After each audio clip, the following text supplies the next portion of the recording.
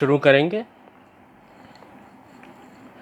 चिंता संतान हंतारो यत्पादाम्बुजरेणवः स्वीयानान्तान् निजाचार्यान् प्रणमामि मुहुर्मुहुः। यदनुग्रहतो जन्तुः सर्वदुःखातिगो भवेत् तमहं सर्वदा वन्दे श्रीमद्वल्लभनन्दनम्। अज्ञानतिमिरान्धस्य ज्ञानाञ्जनशलाकया चक्षुरुन्मीलितं येन तस्मै श्रीगुरुवे नमः। नमामि हृदये शेषे लीलाक्षीराब्धिशायिनं लक्ष्मीसहस्रलीलाभिः सेव्यमानं कलानिधिं। चतुर्भिश्च त्रिभिस्तथा षड्भिर्विराजते योऽसौ पञ्चधारदये मम। श्रीकृष्णं परमानन्दं दशनीलायुतं सदा सर्वभक्तसमुद्धारे विस्फुरन्तं परं नुमः। सच्चिदानन्दरूपाय विश्वोत्पत्त्यादिहेतवे तापत्रयविनाशाय श्रीकृष्णाय वयं नुमः। तो आज बहुत ही पवित्र दिन एकादशी का आज दिवस है और एकादशी के विशेष सत्संग के लिए आज हम सब एकत्रित हुए हैं। बहुत ही आनंद की बात है क्योंकि एकादशी का जो दिन है वो प्रभु को, भगवान कृष्ण को बहुत प्रिय है। ऐसा ये सुंदर आज का दिन है और अपने शास्त्रों में एकादशी का बहुत महात्म्य बताया है कि जो व्यक्ति भाव से एकादशी व्रत रखता है प्रभु की प्रसन्नता के लिए। पुष्टि मार्ग में हम एकादशी का व्रत भगवत प्रसन्नता के लिए करते हैं, प्रभु प्रसन्न हो यही हम चाहते हैं, यही हमारी इच्छा है। और हमें क्या चाहिए? साक्षात हमारे जो स्वामी हैं, हमारे इष्ट हैं, उनकी प्रसन्नता, उनकी कृपा हमें मिले, यही हमारे लिए परम फल है। तो प्रभु प्रसन्नता के भाव से एकादशी का व्रत प्रत्येक वैष्णव रखते हैं और सभी को रखना ही चाहिए। श्री महाप्रभु जी ने खास आज्ञा की है कि एकादशी व्रत तो हर वैष्णव को रखना चाहिए जिससे हम प्रभु के पास आ सके। एकादशी व्रत का मुख्य भाव यही है कि हम ज़्यादा से ज़्यादा प्रभु के निकट आएं। इसी को एकादशी उपवास भी कहते हैं। एकादशी व्रत प्रभु के समीप हम रहें, यही हमारे लिए फल है।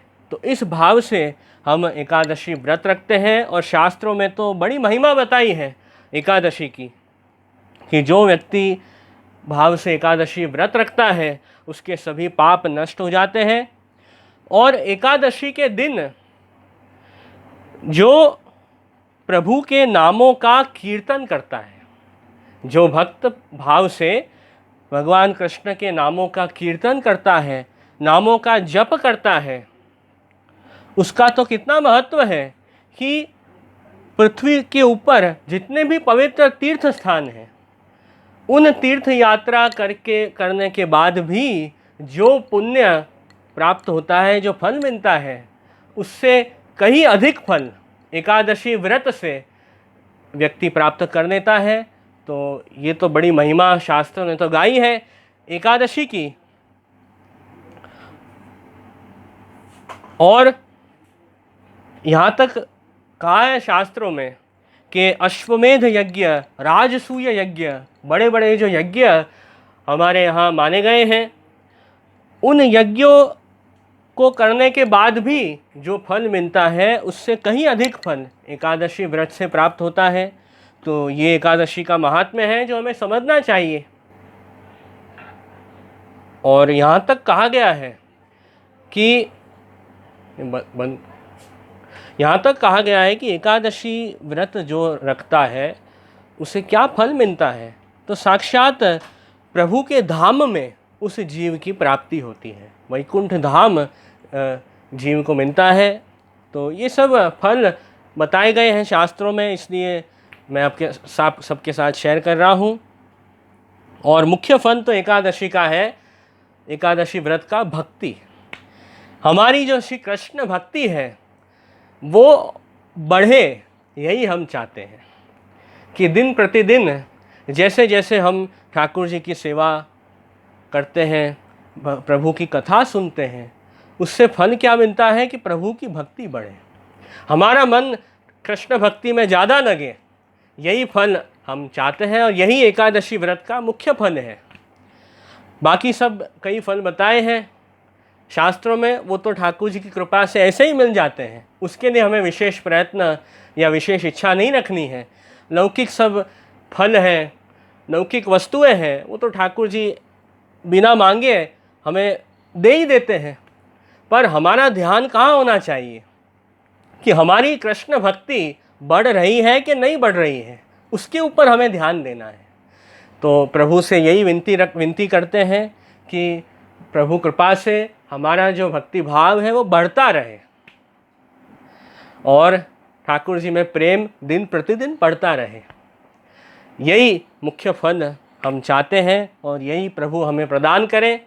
तो ये भाव से हमें व्रत रखना है। और जैसे हम हर बार देखते हैं कि जो भी एकादशी आती है उसका कोई ना कोई नाम होता है, जिस नाम में उस एकादशी का महात्म्य छुपा हुआ होता है। तो आज की एकादशी का नाम है पाशाकुंशा एकादशी। पाशाकुंशा एकादशी आज की एकादशी है, जिसके अर्थ के ऊपर विचार करें तो पाश मतलब यमराज का पाश। कौन सा पाश? यमराज का, मतलब उसको रस्सी भी कह सकते हैं। यमराज के पास एक रस्सी है, पाश है, उससे वो क्या करते हैं कि जो पापी जन होते हैं, जिन्होंने बहुत पाप किए हैं, उनको यमराज अपने पाश में बांधते हैं और उनको दंड देते हैं, शिक्षा देते हैं। कुंश मतलब यमराज का जो आयुध है, जो यमराज का वेपन है, उसे कुंश कहते हैं। तो पाश और कुंश, उसके द्वारा यमराज पापियों को दंड देते हैं, शिक्षा देते हैं कि आगे पाप ना करें और उनके खराब कर्मों का उन्हें दंड देते हैं। तो वो होता है पाश और कुंश। पर आज की एकादशी का ऐसा महात्म्य है कि जो व्यक्ति आज का एकादशी व्रत करता है वह उस व्यक्ति को कभी भी यमराज के पाश में बंधना नहीं पड़ता है। वो व्यक्ति मुक्त हो जाता है संसार बंधन से। और यमराज यम यातनाएं हैं जो पापियों को भुगतनी पड़ती है, वो नहीं भुगतनी पड़ेगी। जो व्यक्ति ये आज का व्रत भाव से रखता है, श्रद्धा रखकर विश्वास के साथ जो एकादशी करता है, उसे ऐसे दुखों से छुटकारा मिलता है। ये महात्म्य है आज की एकादशी का। पर हम तो पुष्टि मार्ग में आए हैं, श्री महाप्रभु जी की शरण में आए हैं, तो हमें ऐसी चिंता नहीं करनी चाहिए। हमें यमराज के पाश से डरना नहीं चाहिए, क्योंकि एक बार श्री वल्लभ की शरण हमने स्वीकारी है, फिर चिंता किस बात की, किस बात का भय, किस बात की चिंता। हम तो श्री महाप्रभु जी की शरण में आए हैं, श्री महाप्रभु जी को अपने गुरु मानते हैं और श्री वल्लभ की कृपा से हमारे जो भी दोष हैं वो दूर हो जाते हैं, उनसे हमें मुक्ति मिलती है। और मुक्ति जो परम सुख है, उससे भी अधिक फल, जो भक्ति का आनंद है, वो श्री महाप्रभु जी ने हमें प्राप्त कराया है। और साक्षात भगवत प्राप्ति श्री वल्लभ ने करवाई है। तो इतनी कृपाएं हमारे ऊपर, हमें पुष्टि मार्ग में आए हैं। एक बार जो जीव श्री महाप्रभु जी की शरण में आता है वल्लभ द्वारा जिस जीव का ब्रह्म संबंध होता है उसके ऊपर तो श्री यमुना जी साक्षात कृपा करते हैं। और अपने श्री यमुना जी के 41 पद में तो कहा ही है, ब्रह्म संबंध जब हो तो या जीव को, तब ही इनकी भुजा वाम फरके। दौड़ करी शौर करी, जाय पिय सो कहे, अति ही आनंद मन में जूहर के। एक बार श्री वल्लभ द्वारा जिस जीव का ब्रह्म संबंध होता है, फिर उस जीव पे तो श्री यमुना जी भी अपनी कृपा करते हैं।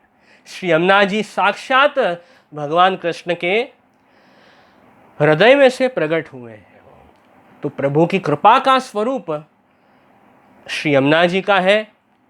तो महाप्रभु जी की शरण में हम गए तो श्री यमुना जी भी हमारे ऊपर कृपा करेंगे, और भगवत प्राप्ति में, ठाकुर जी की प्राप्ति में जो भी विघ्न आते हैं वो श्री यमुना जी दूर कर देते हैं और हमें ठाकुर जी के निकट ले जाते हैं। ऐसे हमारे माँ समान श्री यमुना जी हैं। तो श्री वल्लभ की कृपा है हमारे ऊपर, श्री यमुना जी की कृपा है, तो फिर हमें डरने की क्या आवश्यकता है। यमराज की जो रस्सी है वो, उसका असर भक्तों के ऊपर नहीं होता है। भागवत जी में तो कहा है 6ठे स्कंद में, यमराज अपने यमदूतों को कहते हैं कि जो भगवान कृष्ण की भक्ति करते हैं उन्हें कभी भी तुम लोग परेशान मत करना, उनके ऊपर तो मेरा प्रभाव भी नहीं चलता है, ऐसे यमराज खुद कह रहे हैं।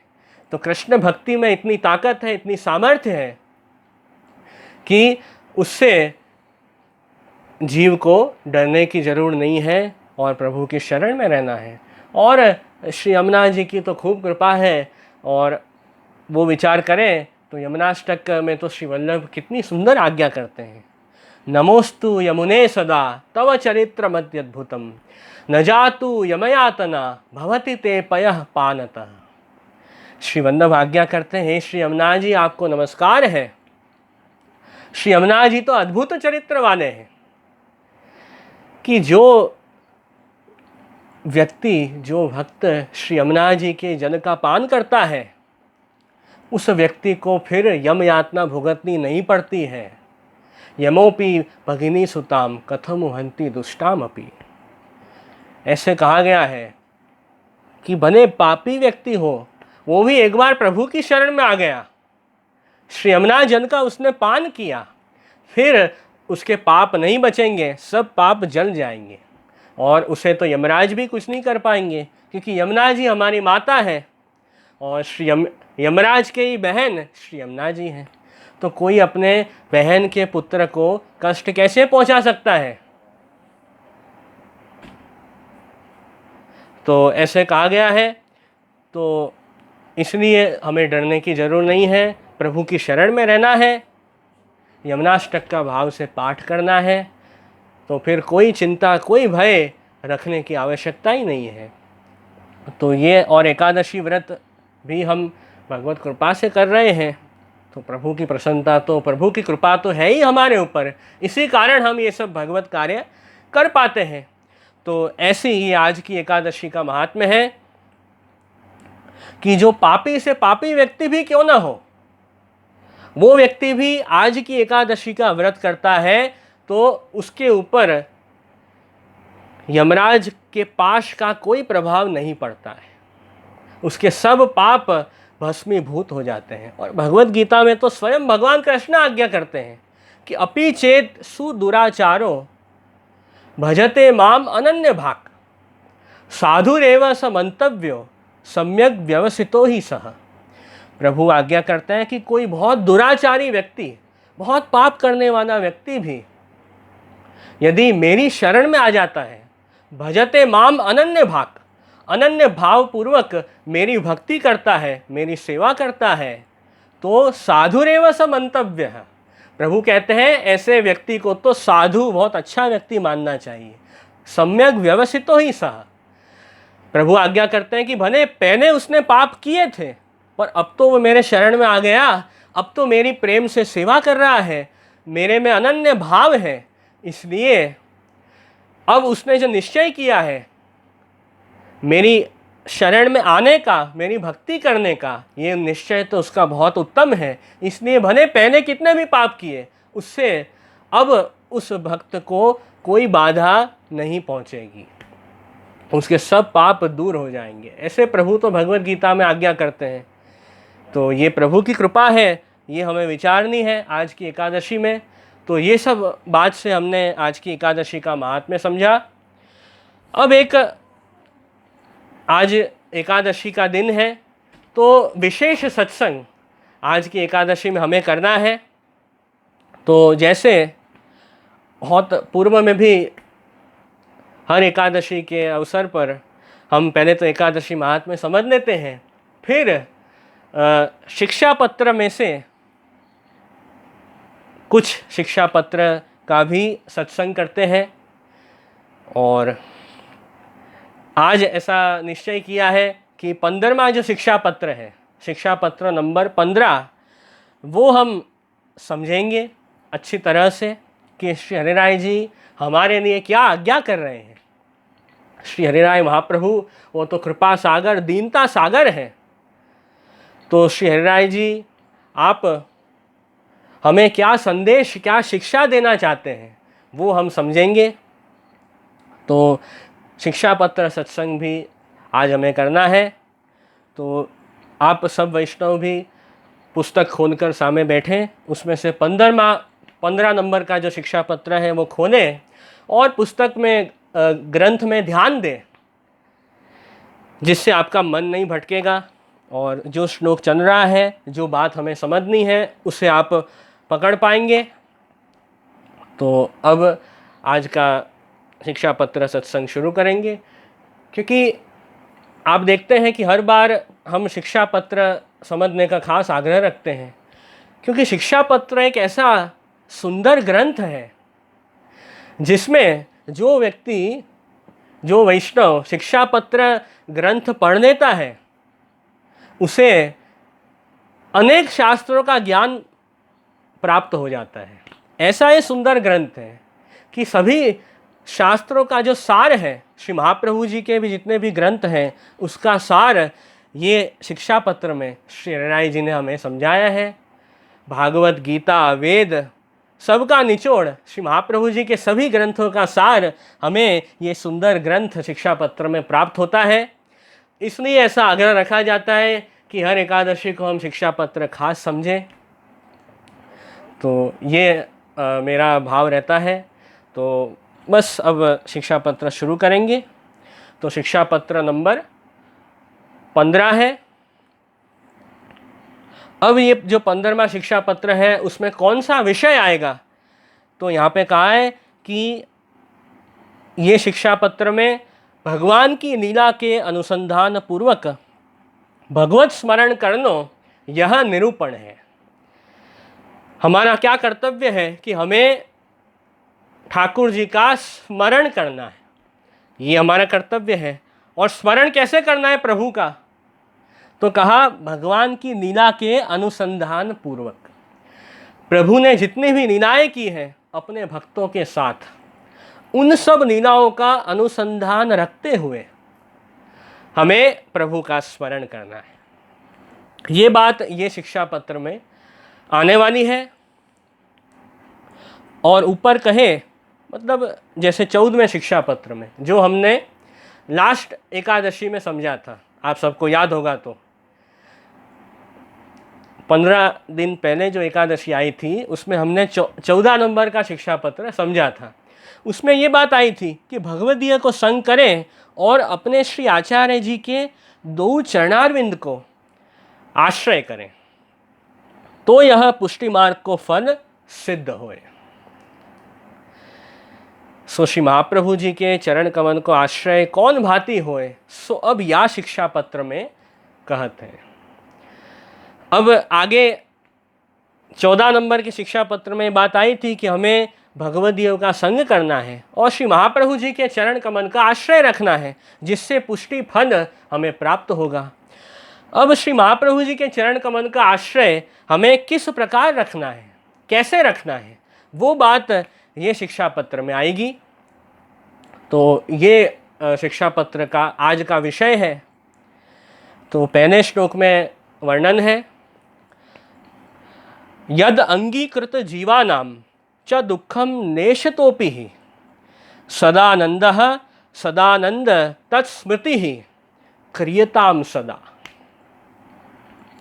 कि जिनको प्रभु ने अंगीकार किए हैं और अपनो अंगीकृत जो जीव यह पुष्टि मार्ग में शरण आयो है, तिनको रंचक हूँ दुख होए, सो श्री आचार्य जी महाप्रभु सही नाही सकत है, और जीवन को सकल दुख दूर करी सदा आनंद को दान करत है। तत्स्मृति ही क्रियताम सदा।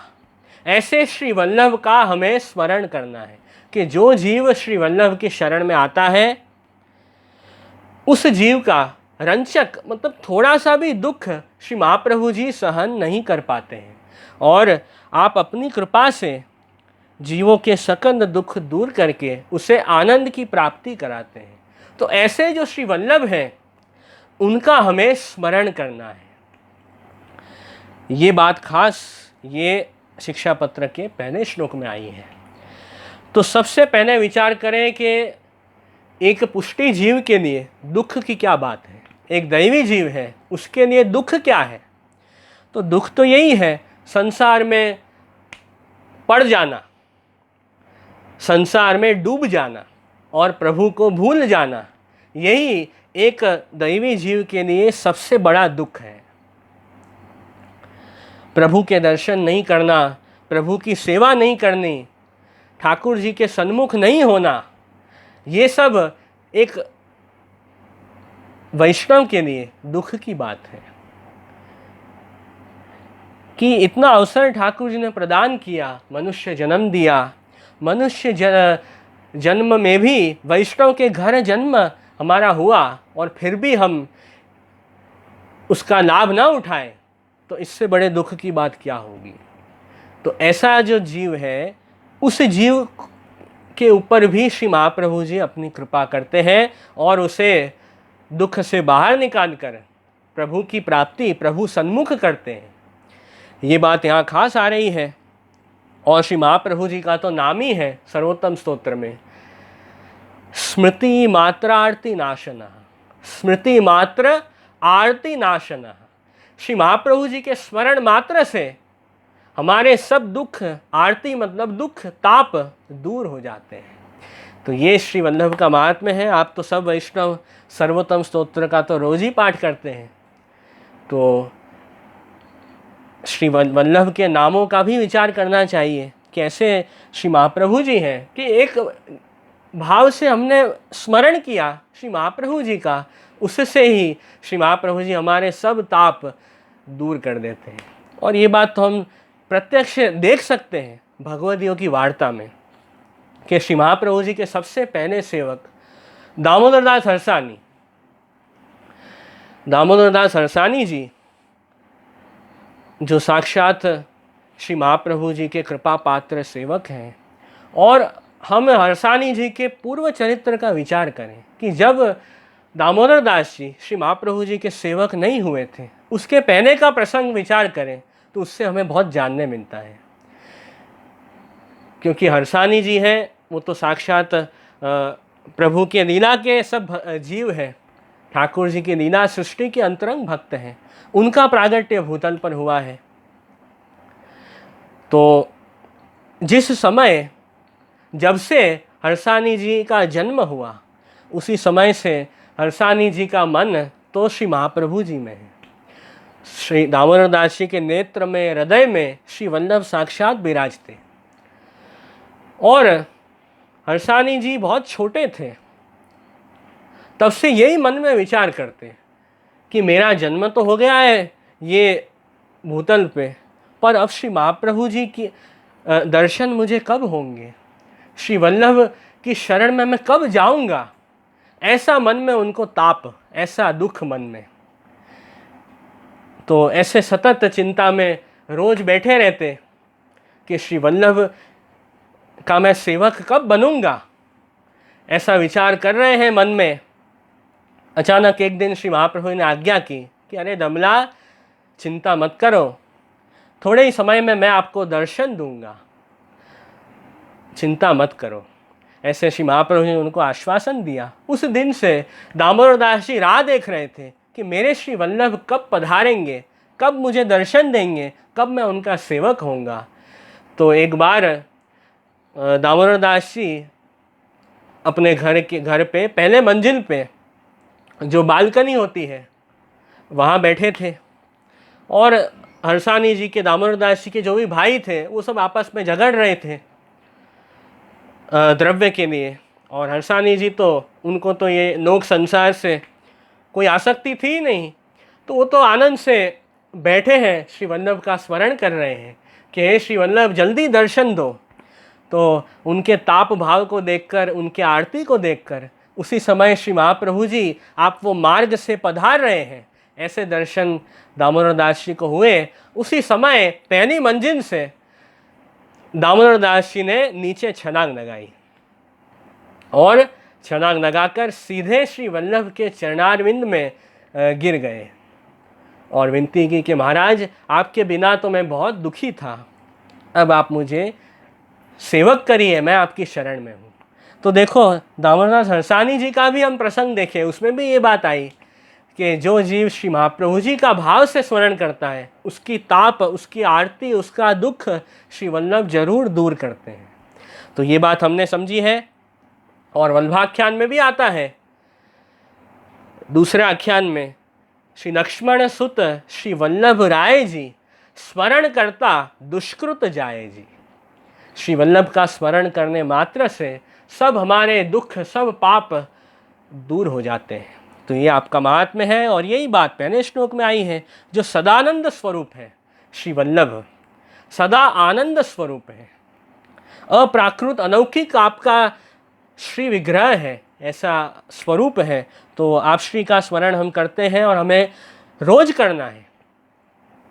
श्री वल्लभ का स्मरण तो रोज ही हमें करना है। वैष्णवों का तो नित्य नियम है कि ठाकुर जी को जगाते हैं, मंगना कराने से पूर्व श्री महाप्रभु जी, सर्वोत्तम जी का पाठ करते हैं, श्री महाप्रभु जी के पद का गान करते हैं, फिर ठाकुर जी के मंगना कराते हैं कि देखो ये प्रभु मेरे माथे विराजते हैं।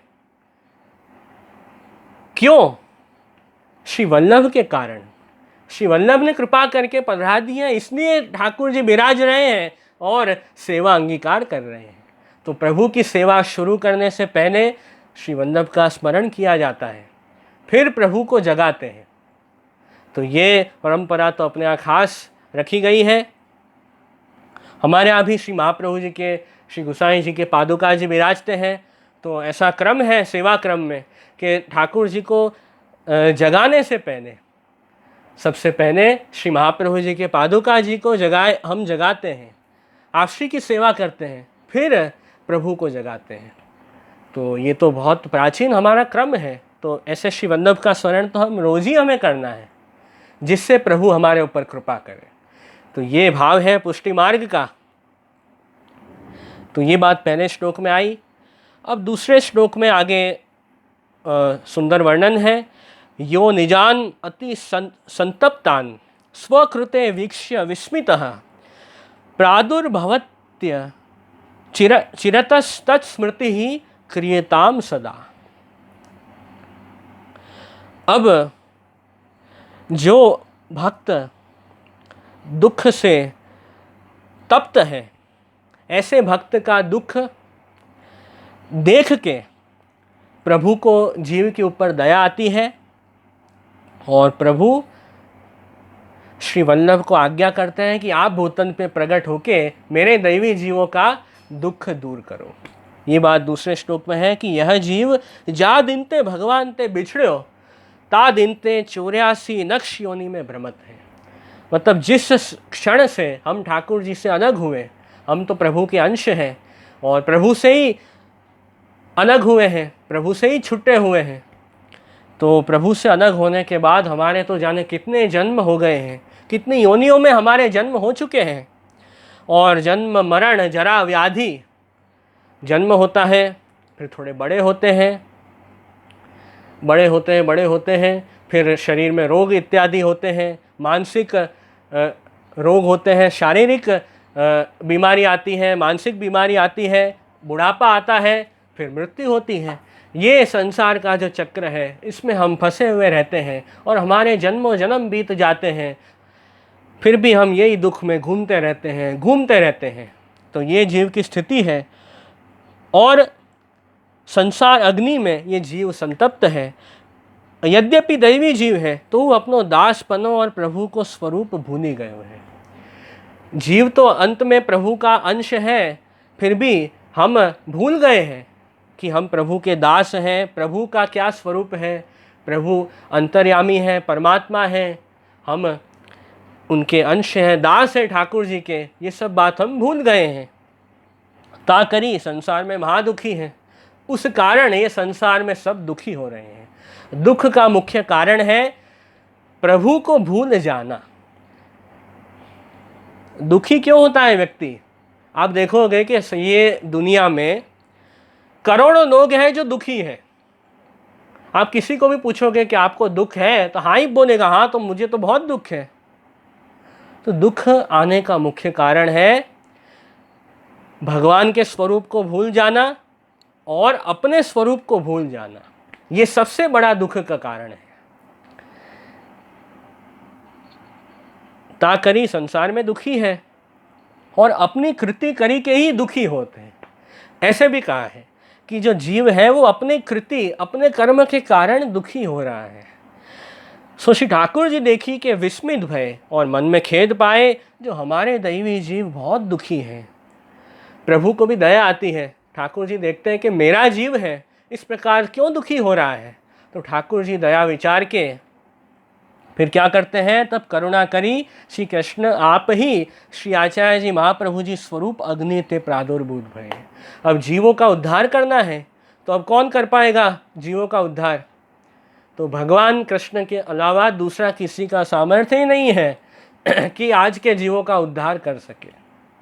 तो स्वयं श्री कृष्ण भगवान श्री महाप्रभु श्री वल्लभाचार्य जी के रूप में प्रकट हुए, साक्षात अग्नि स्वरूप श्री वल्लभ, और अपने दैवी जीवन के अनेक चिरकाल के सगरे दुख दूर कीने। सो श्री आचार्य जी महाप्रभु भक्त वत्सल परम दयालु हैं, तिनको स्मरण सदा करना। ऐसे जो परम दयालु श्री वल्लभ हैं उनका स्मरण हमें सदा करना है, क्योंकि महाप्रभु जी तो आप आनंद से प्रभु की लीला में विराज ही रहे हैं। आप श्री को भूतन पे पधारने की क्या आवश्यकता? अपने प्रभु की लीला का सुख छोड़कर श्री वल्लभ भूतन पे पधारे। किसके लिए? हमारे लिए। हमारे ऊपर दया विचार के श्री वल्लभ का प्रागट्य हुआ है। तो ये बात हमें विचारनी है और श्री वल्लभ की शरण में जाना है। और श्री महाप्रभु जी ने दैवी जीवों का उद्धार किया है, इसलिए आप श्री का नाम है दैवोद्धार प्रयत्नात्मा। दैवी जीवों के उद्धार में सतत प्रयत्नशील ऐसे श्री वल्लभ हैं। 3 बार श्री महाप्रभु जी ने पूरे भारत की परिक्रमा की। जहाँ जहाँ दैवी जीव हैं उनके पास पधार कर आपने उनका उद्धार किया है। तो ये आपकी कृपालुता है। साथ ही आपने श्री महाप्रभु जी ने अपना वंश प्रकट किया है, जिससे आगे के जो जीव हैं उनका भी उद्धार हो सके। और हम तो ऐसी भावना हमें रखनी है। श्री गोसाई जी ने भी वही भाव बताया है कि स्ववंशे स्थापिता शेष स्व महात्म्य। श्री महाप्रभु जी ने अपने वंश में भी अपना ही महात्म्य स्थापित किया है। अपना अशेष सामर्थ्य श्री महाप्रभु जी ने अपने वंश में स्थापित किया है, वल्लभ कुल में, जिस कारण वल्लभ कुल भी ये सब कार्य कर पा रहे हैं। गुरु के जो वल्लभ कुल जो गुरु के कार्य कर रहे हैं वो भी श्री वल्लभ की आज्ञा से कर रहे हैं। और महाप्रभु जी ने ही वल्लभ कुल में ये सामर्थ्य रखा है कि वे ये सब गुरु के कार्य करके जीव को प्रभु के सन्मुख कर पा रहे हैं। ब्रह्म संबंध दीक्षा का भी दान दे पा रहे हैं, नाम दीक्षा दे रहे हैं, ठाकुर जी पुष्ट करके भक्त के माथे पधरा रहे हैं। तो ये सब कार्य वल्लभ कुल भी श्री महाप्रभु जी के सामर्थ्य से कर रहे हैं। और आपने कृपा करके अपना कुल प्रकट किया, जिससे आगे के जो जीव हैं वो भी ये पुष्टि मार्ग से जुड़ सके और पुष्टि भक्ति को समझ सके। तो ये भाव खास हमें समझना है। तो ये सब बात आई है दूसरे श्लोक में। फिर तीसरा श्लोक है शिक्षा पत्र का, यह स्वतः सेवकानां ही पराश्रय निवारकः कृपा सरित्पति ही कृष्णस्तत्स्मृति ही क्रियताम सदा। भगवान कृष्ण कैसे हैं कि अपने जो सेवक हैं, अपने जो भक्त हैं, उनका अन्याश्रय प्रभु दूर करते हैं। ऐसे कृष्ण भगवान हैं। पहले भी हम समझ चुके हैं कि अन्याश्रय का क्या अर्थ है। अन्याश्रय मतलब अन्य का आश्रय लेना। अन्य प्लस आश्रय इज इक्वल टू अन्याश्रय। भगवान कृष्ण को छोड़कर किसी अन्य को अपना रक्षक, अपना उद्धारक मानना, उसे ही अन्याश्रय कहा जाता है। चाहे आप किसी व्यक्ति में ऐसा भाव रखें कि ये मेरा उद्धार करेगा, तो वो अन्याश्रय है। किसी कृष्ण भगवान को छोड़कर अन्य देवी देवताओं में ऐसा भाव रखें कि ये मुझे बचाएंगे, ये मेरा उद्धार करेंगे, इस भाव से उनकी पूजा करें, उनका व्रत रखें, तो वो हमारे लिए अन्याश्रय हो जाएगा। तो ये सब सूक्ष्म बात है अन्याश्रय की, तो उससे हमें बचना है। हमें अन्याश्रय नहीं करना है। प्रभु का एक दृढ़ आश्रय रखना है, कृष्ण भगवान का। वे ही हमारा उद्धार करेंगे। आपके अलावा दूसरा कोई हमें बचा नहीं सकता है। यही के पार लोके च सर्वथा शरणम हरि ही। श्री वल्लभ आज्ञा करते हैं कि ये लोक में और परलोक में, ये जन्म में और ये देह छूटने के बाद भी प्रभु ही हमारी रक्षा करेंगे। ये भाव हमें दृढ़ रखना है और अन्याश्रय नहीं करना है। तो देखो, कृष्ण अवतार के समय जैसे श्री कृष्ण सगरे व्रजभक्तन को अन्याश्रय छुड़ायो, गिरिराज जी द्वारा आप आरोगे। भागवत जी का संदर्भ लें तो भागवत जी में 10वें स्कंध में ये वर्णन आता है कि भगवान कृष्ण ने जो व्रजभक्त थे उनका भी अन्याश्रय आपने छुड़ाया है। क्योंकि उस समय तो भगवान कृष्ण साक्षात विराजते थे और सब भक्तों के बीच आप पधार कर आप सबको समझाते हैं कि क्या आपको करना है, क्या नहीं करना है।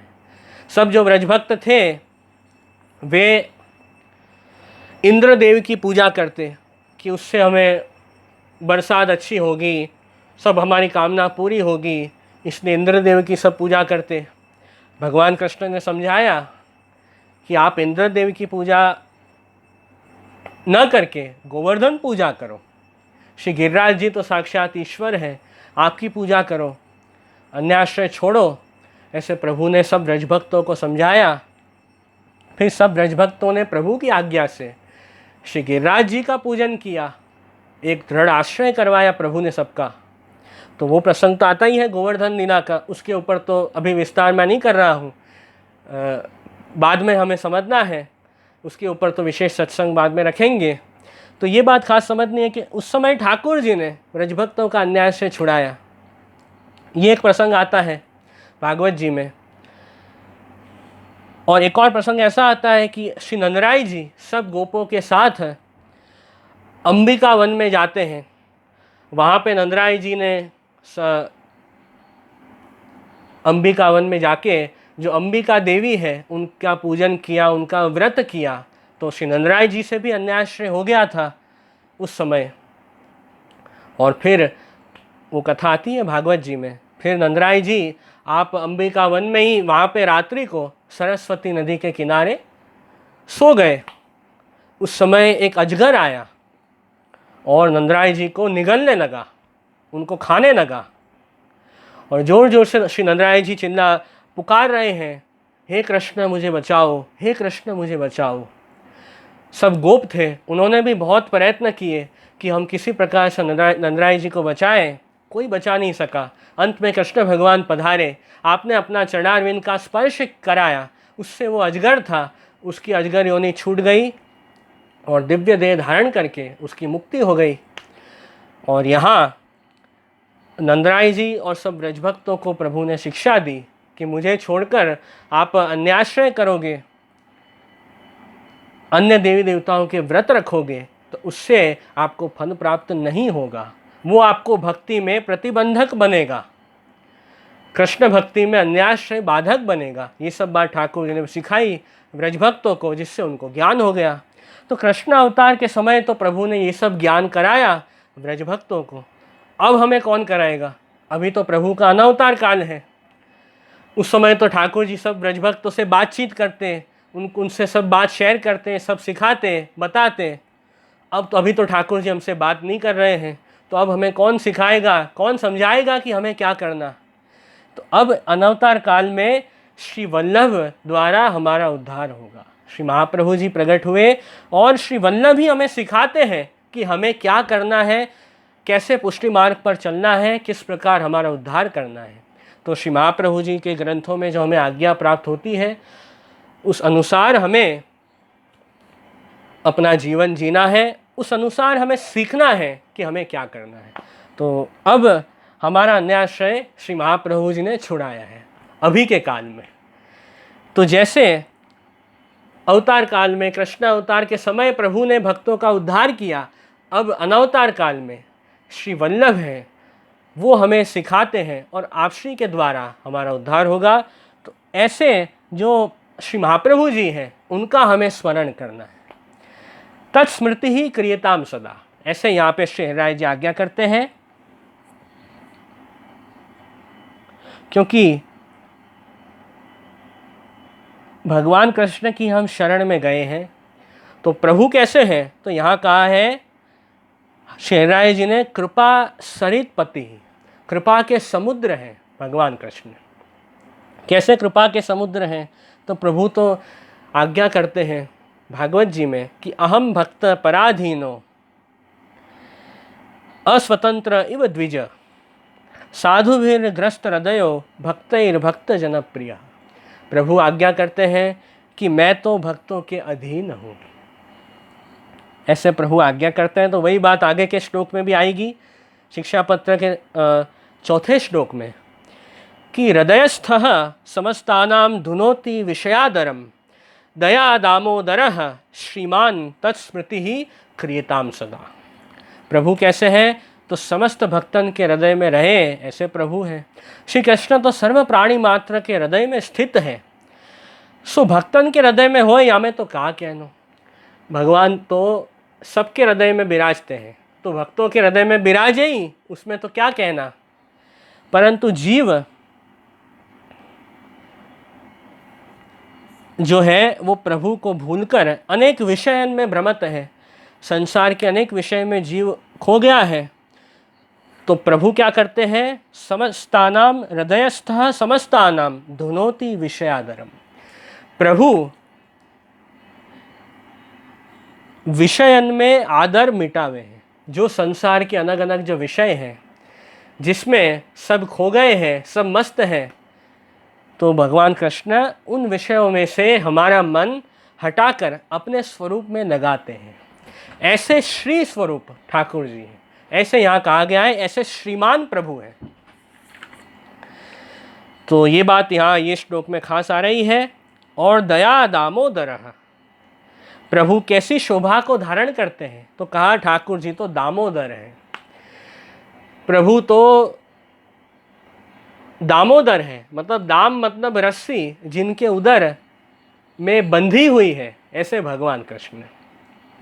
यशोदा जी ने विचारा कि देखो ठाकुर जी तो बहुत मस्ती कर रहे हैं, सब दही दूध ठाकुर जी ने ढोल दिया है, ऐसे उधम मचा रहे हैं ठाकुर जी। तो यशोदा जी विचारता है कि अब तो मैं ठाकुर जी को बांध दूंगी।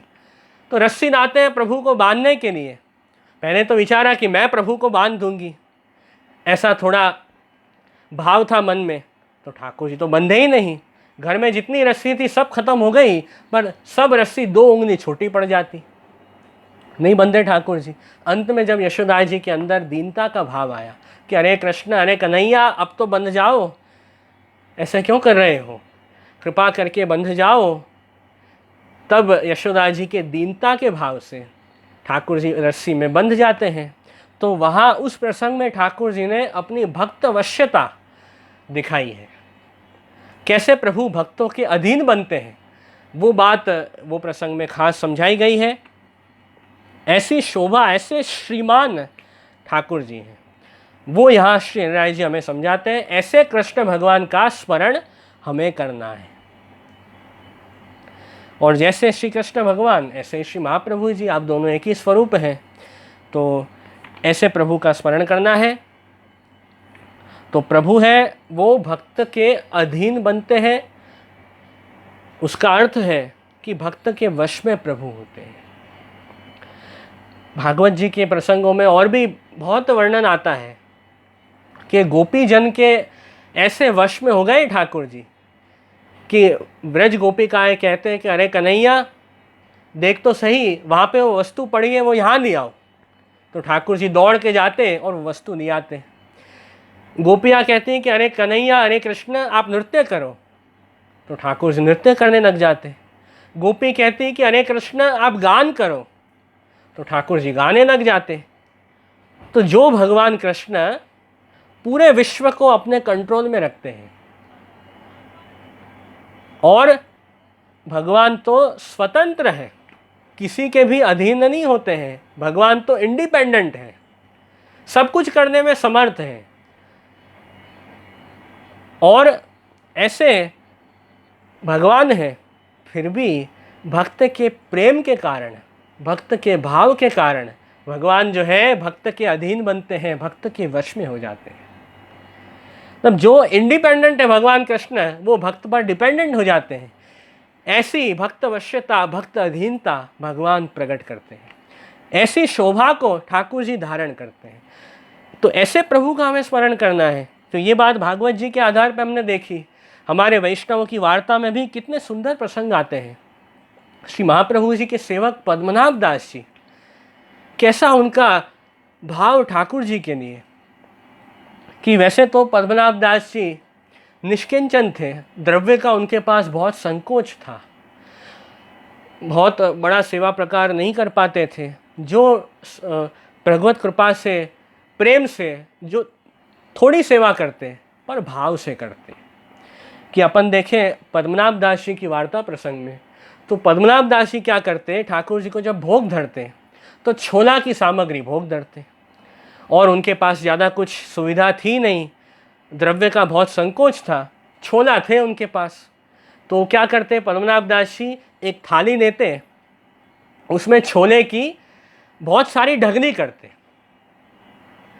एक ढगनी छोले की, उसमें ऐसा भाव रखते कि ठाकुर जी आप ये जो छोला की ढगनी है वो दान के भाव से आरोगो। दूसरी ढगनी करते छोला की, वो प्रभु से विनती करते कि हे श्री प्रभु, ये छोला आप भात के भाव से आरोगो।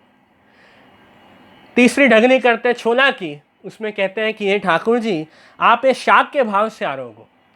चौथी ढगनी करते हैं, उसमें कहते हैं कि ठाकुर जी आप खीर के भाव से ये छोला आरोगो। तो एक ही सामग्री, उसी में सब सामग्री का भाव कर देते। ऐसे पद्मनाभ दास जी, तो वो क्यों, उनके पास सुविधा नहीं थी, इतने पैसे नहीं थे कि वो ज़्यादा सामग्री ला पाए ठाकुर जी के लिए, इसलिए वो ऐसा करते हैं। हमारे पास तो ठाकुर जी ने हमें तो सब कुछ दिया है, सब प्रभु ने हमको सुविधा दी है, तो हमें तो जो भी हमारे पास है सब ठाकुर जी को धराना चाहिए, हमें तो ऐसा करना चाहिए। पर पद्मनाभ दास जी की तो ऐसी स्थिति थी, इसलिए वो ऐसा करते थे। उनकी वार्ता से ऐसे हमें नहीं समझना है कि देखो उन्होंने छोला धरा तो हमें भी एक ही वस्तु धरनी है, ज़्यादा कुछ ठाकुर जी को धरना नहीं है। ऐसा अर्थ नहीं निकालना है वार्ता में से। वार्ता में से हमें पद्मनाभ दास जी का भाव समझना है कि कैसा ऊंचा भाव था उनका। उनके पास कुछ नहीं था, फिर भी उनका भाव बहुत बड़ा था, तो ठाकुर जी भाव से वो आरोगते सामग्री। फिर किसी वैष्णव ने महाप्रभु जी को कहा कि अरे श्री वल्लभ, आपके सेवक है पद्मनाभ दास जी, वो तो इस प्रकार एक सामग्री धरते हैं और छोला ही धरते हैं ठाकुर जी को, और कुछ तो धरते नहीं हैं, ऐसे वो कर रहे हैं। तो श्री महाप्रभु जी को इच्छा हुई, एक दिन श्री वल्लभ पद्मनाभ दास जी के घर पधारे, और श्री महाप्रभु जी ने देखा कि ठाकुर जी के भोग में पद्मनाभ दास जी ने छोला की अलग अलग ढगनी धरी है। तो आपने उनको भाव पूछा, तो वही भाव पद्मनाभ दास ने श्री वल्लभ को बताया। तो श्री महाप्रभु जी उनका भाव सुन के बहुत प्रसन्न हुए, बहुत उनका श्री वल्लभ का हृदय गदगद हो गया कि देखो कैसे प्रेम से प्रभु की सेवा कर रहे हैं। तो हमें भी वो भाव, पद्मनाभ दास जी जैसा भाव हमारे हृदय में भी आए, ऐसी हमें श्री वल्लभ से विनती करनी है। तो ये बात आ रही है, ये वार्ता से भी हमने देखा, पद्मनाभ दास जी की वार्ता, कि कैसे उनके भाव के कारण ठाकुर जी उनके अधीन बन गए। प्रभु भी जैसे जो वो आरोगाते, वो प्रेम से ठाकुर जी आरोग लेते, ऐसे प्रभु हैं। तो भक्त वश्यता, भक्त अधीनता हमें ये वार्ता में भी देखने मिलती है, इसलिए मैंने वो प्रसंग आपको बताया। और ऐसी तो अनेक वार्ता है, ज़्यादा अभी विस्तार करने का समय नहीं है, इसलिए फिर आगे के श्लोक में हम जाते हैं। फिर अब चौथे श्लोक में ये बात हमने देखी कि ऐसे प्रभु को हमेशा हमें याद रखना है। तो हर श्लोक में आप देखेंगे ये शिक्षा पत्र में कि वो आता है हर श्लोक के अंत में, तत्स्मृति ही क्रियताम सदा। ऐसे प्रभु का स्मरण हमें करना है। मतलब अलग अलग ठाकुर जी की लीलाओं से, अलग अलग प्रकार से हमें श्री महाप्रभु जी का स्वरूप समझाया है, प्रभु की लीला समझाई है। तो वो अनुसंधान के साथ प्रभु का स्मरण करो। ये बात हर श्लोक में आएगी। अब 5वें श्लोक में बात आई कि यह प्राण प्रेष्ठ गोपी नाम संगम गोपयति स्वतः नीलायनादि लीलाभिः तत्स्मृति ही क्रियताम सदा। अब 5वें श्लोक में वर्णन है कि प्रभु जो हैं वो कैसे हैं। तो प्राण प्रिय प्रभु तो आप विराज रहे हैं, और प्रभु अपने भक्तों के लिए कैसा भाव रखते हैं। जो व्रज भक्त हैं, व्रज गोपिकाएं हैं, उनके लिए प्रभु क्या भाव विचारते हैं। तो कह रहे हैं यह प्राण प्रेष्ठ गोपी नाम संगम गोपयति स्वतः। ठाकुर जी कहते हैं कि ये जो व्रज भक्त है वो तो मुझे प्राण प्रिय है। ऐसे प्रभु उद्धव जी को आज्ञा करते हैं। तो भागवत जी के 10वें स्कंध में कहा गया है, जिसमें स्वयं प्रभु आज्ञा करते हैं कि मेरे गोपी जन हैं वो कैसे हैं। तो ता तन मनस का मत प्राणा मदर्थे त्यक्त दही का। ठाकुर जी कहते हैं उद्धव जी को कि मेरे जो व्रजभक्त हैं उन्होंने अपने मन को मेरे में ही लगा दिया है, और तन मनस का मत प्राणा मदर्थे त्यक्त दही का। और उनके जो प्राण हैं व्रजभक्तों के, वो भी उन्होंने मेरे अधीन कर दिए हैं, ऐसे कह रहे हैं। मतलब मैं हूँ प्राण जिनको। व्रजभक्तों के प्राण साक्षात ठाकुर जी हैं। ठाकुर जी बिना तो जैसे शरीर में प्राण ही नहीं है, ऐसी स्थिति व्रजभक्तों की हो जाती है। तो ऐसे प्रभु आज्ञा करते हैं कि मैं ही उन भक्तों का प्राण हूँ, मेरे में ही उन्होंने अपना मन लगाया है, और मदर्थ त्यक्त दही कहा। और मेरे लिए ये जो व्रजभक्त हैं, उन्होंने व्रज गोपिकाएं हैं, उन्होंने अपने सर्व देह धर्म का त्याग कर दिया है। मतलब हमारे जो देह धर्म होते हैं, जैसे सोना, खाना, पीना, सब लोग संसार के काम करने, सबकी जवाबदारी संभालनी, ये सब देह धर्म होते हैं। देह से जुड़े हुए जो धर्म, वो देह धर्म। अब व्रजभक्तों, व्रज गोपिकाओं का मन तो ठाकुर जी में इतना तन्मय हो गया कि अपने देह धर्म भी भूल गए। सोते बैठते, उठते जागते, सब काम करते, सब में ठाकुर जी याद आते। मतलब ये सब जो लोक के काम में भूल जाते, केवल ठाकुर जी याद रहते। ऐसी अवस्था है व्रज भक्तों की। और जो संसारी लोग हैं उनका उल्टा होता है, ठाकुर जी भूल जाते हैं और सब लोग के काम काज, सब देह धर्म याद रहते हैं। पर इससे ब्रजभक्तों की तो अलग स्थिति है, अलग अवस्था है। तो ठाकुर जी कहते हैं कि मेरे लिए उन्होंने अपने सभी लौकिक आसक्ति को उन्होंने छोड़ दी है और मेरे में अपना मन लगाया है। तो ऐसे जो भक्त हैं, ये त्यक्त लोक धर्माश्च मदर्थे तान बिभर बिहम। ऐसे प्रभु कहते हैं कि ऐसे जो भक्त हैं उनका तो स्वयं मैं पोषण करता हूँ, उनके भाव की रक्षा मैं करता हूँ, उनका भाव मैं दिन प्रतिदिन बढ़ाता हूँ। ऐसे प्रभु आज्ञा करते हैं। तो इतने प्रिय हैं ठाकुर जी को अपने व्रज गोपिकाएं और व्रज भक्त। ये बात यहाँ खास श्री राय जी समझाते हैं। ये प्राण प्रेष्ठ गोपी नाम संगम गोपयति स्वतः। अब ठाकुर जी अपने भक्तों का भाव कैसे बढ़ाते हैं वो बात भी यहाँ समझाते हैं। नीला यनादि नीला भी तत्स्मृति ही क्रियताम सदा। तो देखो ठाकुर जी रसात्मकता को दान अपने भक्तन को करते हैं। रस का दान प्रभु भक्त को करते हैं। और रस दो प्रकार के हैं, एक तो संयोग का रस और एक विप्रयोग का रस। संयोग और विप्रयोग दोनों आवश्यक है जिससे भक्ति भाव बढ़ता है। तो जब ठाकुर जी का संयोग का समय होता है, मतलब जब ठाकुर जी सामने विराजते हैं, उसे संयोग का समय कहते हैं। ऐसे समझो जैसे हम ठाकुर जी की सेवा में जाते हैं, प्रभु के दर्शन करते हैं, तो वो हम संयोग अवस्था उसको कह दो। जब ठाकुर जी की सेवा से बाहर आते हैं, अनवसर हो जाते हैं, तो वो विप्रयोग का समय होता है। तो इसी प्रकार ठाकुर जी ने अपनी व्रजलीला में दोनों रस का दान अपने भक्तों को किया है। जैसे कई लीलाएं ठाकुर जी की, माखन चोरी लीला, दान लीला, होरी खेल लीला, कुंज लीला। कुंज निकुंज में विहार करते हैं प्रभु भक्तों के साथ, माखन चोरी करते हैं, दान मांगते हैं भक्तों से, होली खेलते हैं, अनेक लीला है प्रभु की।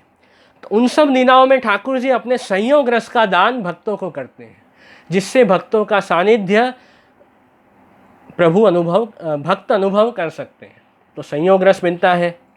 और फिर जब ठाकुर जी भक्तों से दूर पधारते हैं, जब छुप जाते हैं प्रभु, नीलायनादि मतलब छुप जाना। तो जब ठाकुर जी छुप जाते हैं तब विप्रयोग का अनुभव भक्त करते हैं। उससे क्या होता है, विप्रयोग विरह के कारण भक्तों का प्रेम भाव ज़्यादा से ज़्यादा बढ़ता जाता है। क्योंकि जिनको हम चाहते हैं, जिनको हम प्रेम करते हैं, वे जब हमारे प्रेमी हमसे दूर पधारते हैं तो उनके वियोग की अवस्था में हम प्रभु का स्मरण ज़्यादा करते हैं और हमारा जो प्रेम का भाव है वो बढ़ता जाता है। हमें किसकी याद आती है कि जिनको हम प्रेम करते हैं उनको ही तो जब हमसे दूर जाएंगे तो हम याद करेंगे।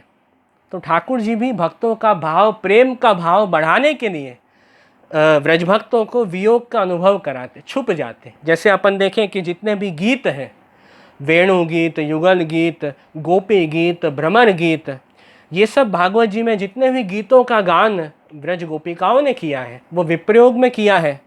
ठाकुर जी जब भक्तों से दूर पधारे, ये गौचारण लीला के लिए गाय चराने ठाकुर जी वन में पधारे, तो उस समय व्रज भक्तों को विरह होता है, विप्रयोग होता है। तो उस समय ये सब गीत का व्रज भक्तों ने गान किया है, जिससे और ज़्यादा उनका भक्ति भाव, प्रेम भाव बढ़ा है। तो ये बात बताई है। तो संयोग और विप्रयोग दोनों रस का अनुभव होना जरूरी है, तभी भक्ति दृढ़ होती है।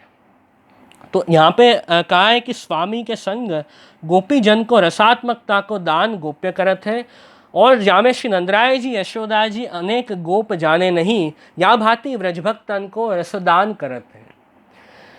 कई बार तो ठाकुर जी ने व्रज गोपिकाओं को रस का अनुभव कराया है। नंदराय जी यशोदा जी को भी पता नहीं चलता और ठाकुर जी भक्ति रस का अनुभव सब व्रज गोपिकाओं को करवाते। ऐसे भी प्रसंग आते हैं भागवत जी में। तो मुख्य यही बात ये श्लोक में समझनी है कि ऐसे रसदान के द्वारा ठाकुर जी भक्तों का भाव दृढ़ करते हैं और ऐसे प्रभु का हमें स्मरण करना है। तत्स्मृति ही क्रियताम सदा। हमारा कर्तव्य ये है कि हमें ये सब लीलाओं से प्रभु को याद रखना है। ठाकुर जी को हम कैसे याद रखेंगे? उनकी लीलाओं के द्वारा। क्योंकि ठाकुर जी की एक लीला तो है नहीं, अनेक लीला है। तो अनेक लीलाओं का हम स्मरण करते रहेंगे तो अलग अलग लीलाओं में हमारा मन घूमेगा। आज ये लीला हमने सुनी, कल ये लीला सुनी, परसों अलग लीला सुनी। ऐसे ठाकुर जी की लीला सुनेंगे, प्रभु का स्वरूप समझेंगे, उससे हम प्रभु का स्मरण कर पाएंगे। तो ये सब बात 5वें श्लोक में आई। और फिर 6ठे श्लोक में श्री हरिराय जी आज्ञा करते हैं कि या उद्धवेन भक्तेन स्वस्वरूपमा बोधयत गोपिकानां रदंतस्थ तत्स्मृति ही क्रियताम सदा। अब यहाँ पे आप शरीराय जी आज्ञा करते हैं कि प्रभु हैं, अपने भक्त जो उद्धव जी हैं उनको प्रभु ने अपने स्वरूप का ज्ञान कराया। उद्धव जी हैं वो ठाकुर जी के खास सखा हैं, खास फ्रेंड है। द्वारका लीला में उद्धव जी का खास वर्णन आता है, तो वो तो खास सखा है प्रभु के। अब प्रभु क्या चाहते हैं कि मेरे जो भक्त हैं, मेरे जो सखा हैं उद्धव, उनको मुझे अपने स्वरूप का ज्ञान कराना है। तो ठाकुर जी ने क्या किया, उद्धव जी को अपने जो व्रजभक्त हैं उनके पास भेजा, जिससे व्रजभक्तों का संग करने से उद्धव जी प्रभु के स्वरूप को जान पाएंगे। क्योंकि देखो उद्धव जी जो हैं वो द्वारका में रहते, तो ठाकुर जी द्वारका में रहते तो ठाकुर जी के महात्म्य का ज्ञान तो था ही उन्हें, मर्यादा भक्त तो थे ही, पर व्रजभक्तों के हृदय में जो प्रभु विराजमान है, जो पुष्टि भाव है व्रजभक्तों के हृदय में प्रभु के लिए, उसका अनुभव अभी उद्धव जी को नहीं हुआ था।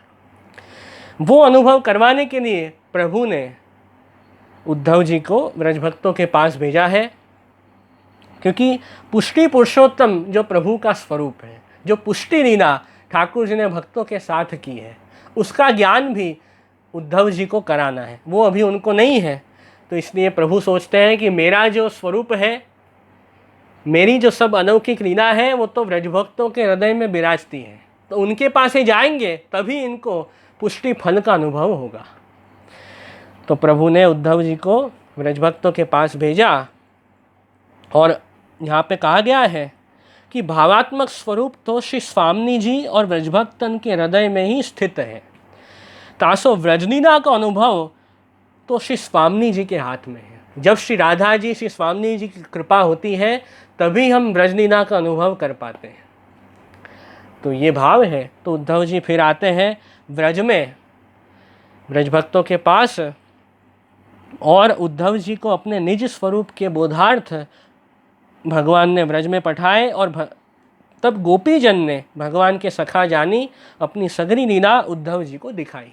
फिर गोपी जनों ने उद्धव जी को प्रभु के खास सखा जान के सब लीलाओं के दर्शन करवाए कि देखो यहाँ ठाकुर जी ने ये लीला की है, इस स्थल में ये लीलाएं की है। ऐसे सब लीलाओं के दर्शन व्रजभक्तों ने उद्धव जी को करवाए। फिर उद्धव जी जो है वो व्रजभक्त को वंदन करने लगे कि ये व्रज गोपिकाएं तो कैसे हैं। तो कहा, उद्धव जी कहते हैं कि रासोत्सव में रास का जो आनंद है वो भगवान ने व्रजभक्तों को दिया है, और प्रभु ने भक्तों के सब मनोरथ पूर्ण किए हैं। तो ठाकुर जी ने सर्वात्म भाव का दान करके व्रज भक्तों को महारास का अनुभव करवाया और सब मनोरथ पूरे किए, और प्रभु के जो आनंदात्मक प्रभु का स्वरूप है वो पूर्णतया व्रजभक्तों ने अनुभव किया है। तो वो फल भक्तों ने प्राप्त किया, और वो महारास का जो फल है वो फल तो लक्ष्मी जी को भी नहीं मिला है, और जो स्वर्ग की अप्सराएं हैं उनको भी वो फल नहीं मिला है। ऐसा अलौकिक फल ये व्रज भक्तों को मिला है। तो ऐसे व्रज गोपिकाओं के गुणगान उद्धव जी करते हैं। और व्रजभक्त तो कैसे हैं, तो कहा, या दुस्त्यजम स्वजनम आर्यपथम च हित्वा भेजुहु मुकुंद पदवीम गतः और श्रुति भी विमृग्याम। ऐसे कहा है कि ये जो व्रजभक्त हैं वो तो मुकुंद पदवी को प्राप्त हुए हैं, श्री कृष्ण की पदवी को प्राप्त भये हैं। और जो वेद हैं, जो श्रुति है, वे भी जिन भगवान को ढूंढ रही है, ऐसे प्रभु को ये व्रजभक्त को प्राप्त हुए हैं। और ऐसे जो व्रज गोपिकाएं हैं उनके चरण की रज मुझे प्राप्त हो, जिससे व्रजभक्तों का भाव मेरे अंदर आए। इसलिए उद्धव जी कहते हैं कि मेरा तो यही मनोरथ है कि मैं व्रज में गुल्म लता औषधि, कुछ व्रज की लता पता का कुछ बन जाऊं, जिससे व्रजभक्त की चरण रज मुझे मिले और प्रभु की लीला का आस्वाद मैं ले सकूं। ये सब बात आई और फिर अंत में उद्धव जी कहते हैं, वंदे नंद व्रजस्त्रीणाम पाद रेणुम अभीक्षणशः यासाम हरि कथोद्गीतम पुनाति भुवनत्रयम्। ये जो व्रज गोपिकाएं हैं उनको तो मैं वंदन करता हूँ, और यासाम हरि कथोद्गीतम, ये व्रजभक्त प्रभु के कथा का गान कर रहे हैं। और वो प्रभु की कथा कैसी है कि तीनों लोकों को पवित्र करती है। तो ऐसे ये व्रजभक्त हैं, ऐसे खूब गुणगान गाए उद्धव जी ने। ऐसे प्रभु का हमें स्मरण करना है। यो यहाँ आज्ञा है,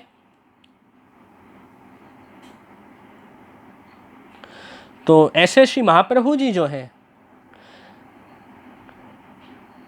व्रजभक्तों के हृदय में जो भावात्मक स्वरूप है ठाकुर जी का, वही प्रभु के मुखारविंद स्वरूप श्री कृष्णास्य स्वरूप श्री वल्लभ है।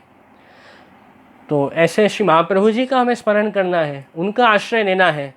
वो बात यहाँ बताई है। फिर 7वें श्लोक में आप श्री राय जी आज्ञा करते हैं, यह स्वमहात्म्य बोधाय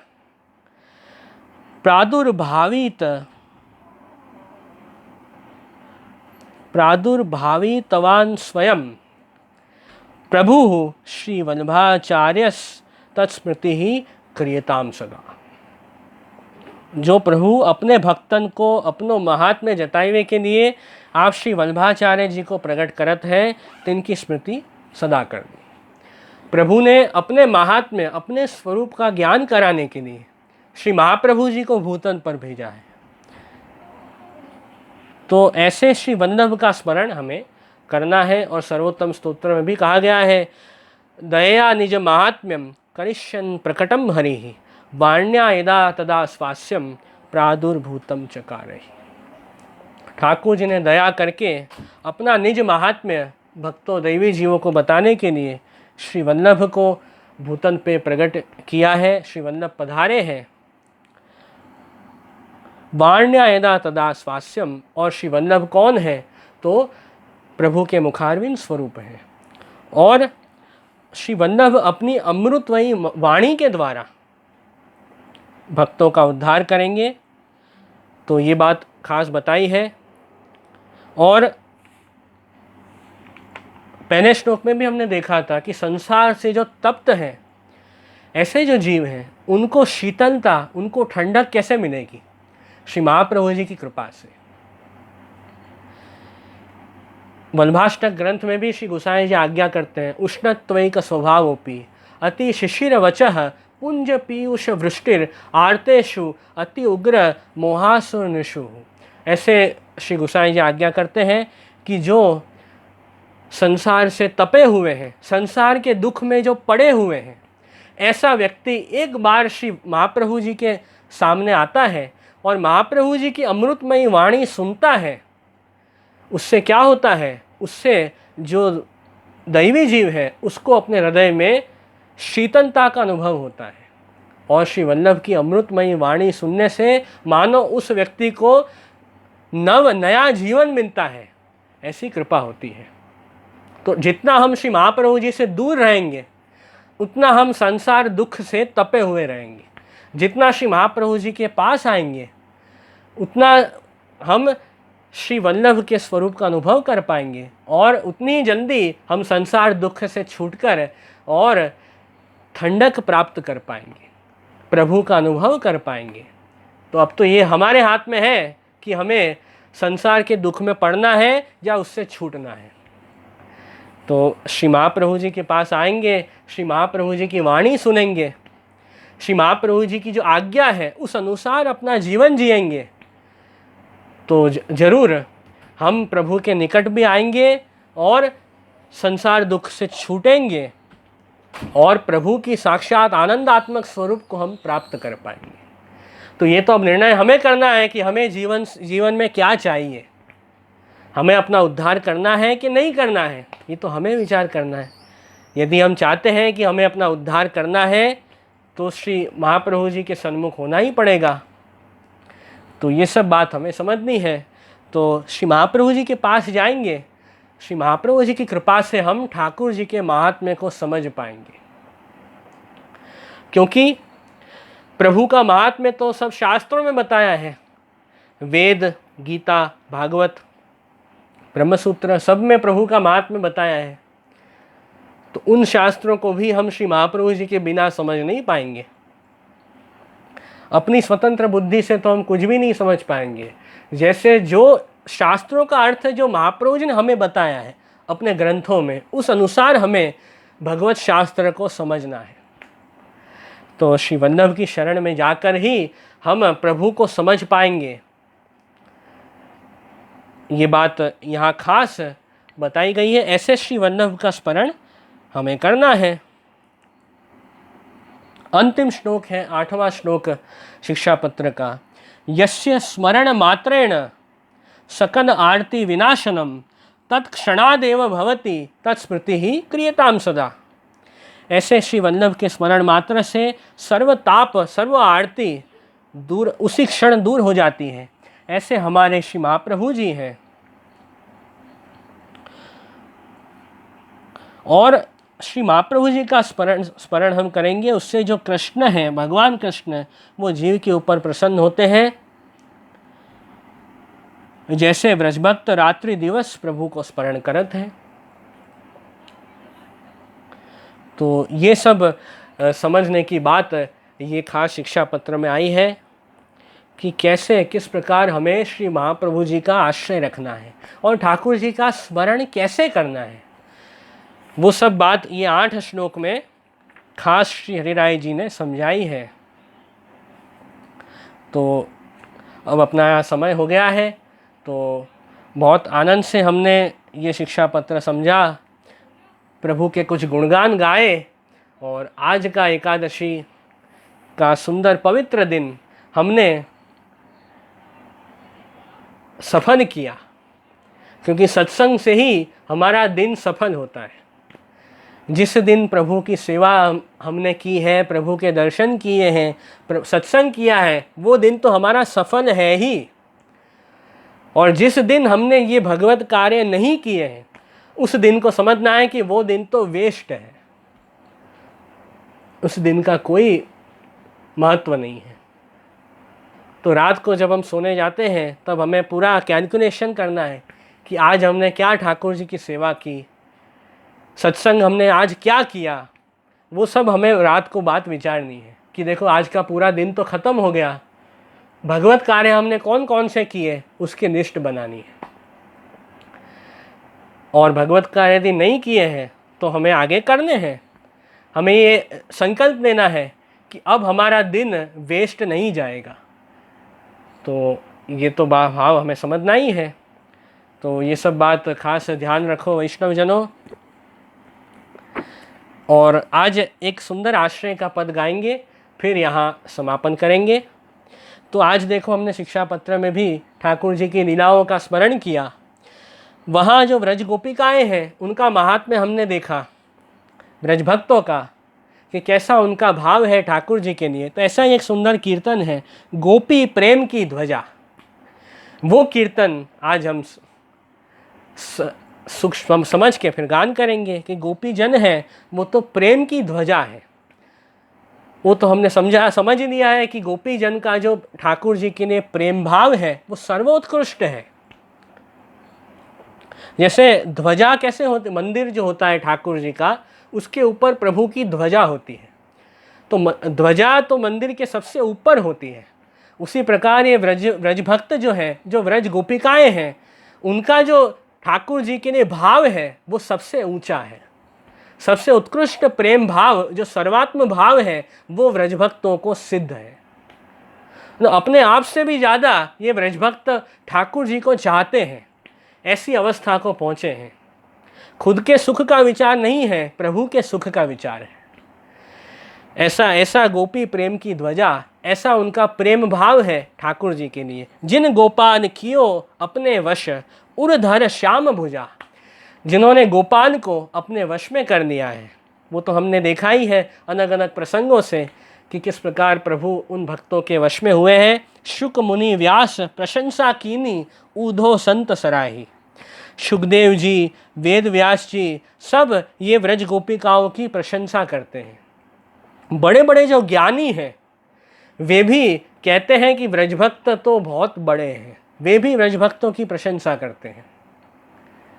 उद्धव जी भी सराहते हैं, वो भी हमने आज देखा शिक्षा पत्र में कि उद्धव जी भी बहुत प्रशंसा कर रहे हैं व्रज गोपिकाओं की, और वे भी चाहते हैं कि उन व्रजभक्तों की चरण रज मुझे मिले जिससे मेरे अंदर वो भाव आए।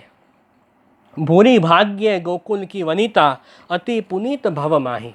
ये जो गोकुल की वनिता है वो तो ये पूरे जगत को, सब लोगों को जो उनका संग करते हैं वे भी पवित्र हो जाते हैं, ऐसे ये भक्त हैं। कहा भयो जो विप्र कुल जन्म्यो, हरि सेवा नाही। परमानंद दास जी कहते हैं कि भले आपने ये जगत में, ये दुनिया में सब कुछ हासिल कर लिया, खूब पैसे आ गए, सब साधन संपत्ति आ गई, बड़ा स्टेटस हो गया, फिर भी जो आपने प्रभु की सेवा नहीं की है, प्रभु का नाम नहीं लिया है, सत्संग नहीं किया है, तो कहा कि तो सब व्यर्थ है। सब कुछ पाकर भी आपके पास कुछ नहीं है, तो भी आप गरीब ही हो, ऐसे परमानंद दास जी कह रहे हैं। और भगवत संबंधी आप ठाकुर जी की सेवा कर रहे हो, प्रभु का स्मरण कर रहे हो, तो आप सबसे अमीर हो, ऐसे कह रहे हैं। तो फिर तो सब है आपके पास। तो ऐसा ऊंचा भाव है भक्तों का। सोई कुलीन दास परमानंद, जो हरि सन्मुख धाई। परमानंद दास जी कहते हैं कि ऊंचा व्यक्ति कौन है, ऊंचा स्टेटस किसका है कि जो सोई कुलीन दास परमानंद, जो प्रभु के सन्मुख है, प्रभु का दास है, वो सबसे ऊंचा है, उसकी पदवी सबसे ऊंची है। और जो प्रभु से बहिर्मुख है उसका कोई वजूद नहीं है, वो तो सब पाकर भी अधूरा है, ऐसे परमानंद दास जी कहते हैं। तो बहुत सुंदर कीर्तन है, गोपी प्रेम की ध्वजा। सुंदर आश्रय का पद हम गाएंगे।